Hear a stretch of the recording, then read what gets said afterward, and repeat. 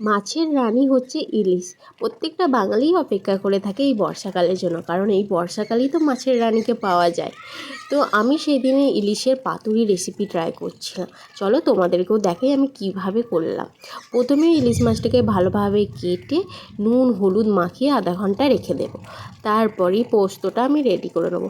1 চামচ কালো সর্ষে, 1 চামচ সাদা সর্ষে আর 1 চামচ পোস্ত, এটাকে আধা ঘন্টার জন্য ভিজিয়ে রাখবো। আর পাতুরির জন্য তো মেন উপকরণ কলা পাতা। কলা পাতাটাকে আমি কেটে নিয়েছি আর ভালোভাবে ধুয়ে নিয়েছি। আর হ্যাঁ, কলা পাতাটাকে একটু এরকমভাবে তাওয়াতে সেঁকে নেবে, দেখবে তো পাতাগুলো আর মুড়ে ভেঙে না যায়।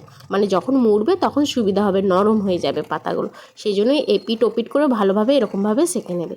তারপরে চলো বাটনাটা বেটে নিই। প্রথমে পোস্তগুলো দিয়ে দিলাম, তারপরে 2টো কাঁচা লঙ্কা ভেঙে দিলাম আর একটু নুন দিলাম, এতে তেতো ভাবটা কেটে যায়। তো সে বাটা হওয়ার পর পোস্তটাকে বার করে নিলাম, বের করে 1 চামচ হচ্ছে হলুদ দিলাম, সামান্য নুন, তোমরা কিন্তু পরিমাণ বুঝে নুনটা দেবে। আর কিছুটা হচ্ছে সর্ষের তেল, ইলিশ মাছ তো সর্ষের তেলেই যায় তাই না, অন্য তেলে নয়। আর হচ্ছে একটু ব্যালেন্স রাখার জন্য সব কিছু কয়েকটা দানা চিনি দিয়েছি, এতে সব ব্যালেন্সটাই ঠিক থাকবে। তারপরে কলা পাতাগুলো রেখে দিলাম, তারপরে প্রথমে সর্ষে বাটাটা দিলাম, তার উপরে মাছটা দিলাম, মাছটার ওপরে আবার সর্ষে বাটা দিলাম। এরকমভাবেই সব কটাকে করতে হবে। আর ওপরে একটা কাঁচা লঙ্কা দিয়েছি, কাঁচা লঙ্কার ফ্লেভার তো ইলিশ মাছের সাথে ব্যাপক লাগে। আর তোমরাও এরকমভাবে একবার করে দেখো, খুব সুন্দর লাগবে। আর এটাই হচ্ছে একটা মুশকিল পার্ট, মানে ভালোভাবে বাঁধাটা।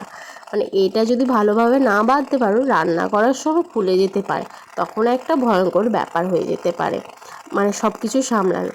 আর আমার তো অনেকটাই সময় লেগেছে এটা ভালোভাবে বাঁধার জন্য। তো সাদা সুতো নিয়েছিলাম, একটু মোটা সুতো নেবে, সরু সেই জামা কাজ সেলাইয়ের সুতো নেবে না, তাহলে ছিঁড়ে যাবে। একে একে রেডি হয়ে গেল আমার ইলিশ পাতুরি। ব্যাস, তারপরে কড়াতে তেল গরম করে এইগুলো ভেজে নেবে ওলট পালট করে 15-20 মিনিট ধরে, তাহলেই হয়ে যাবে ইলিশ পাতুরি। তো তোমাদের কেমন লাগলো রেসিপিটা অবশ্যই জানিও।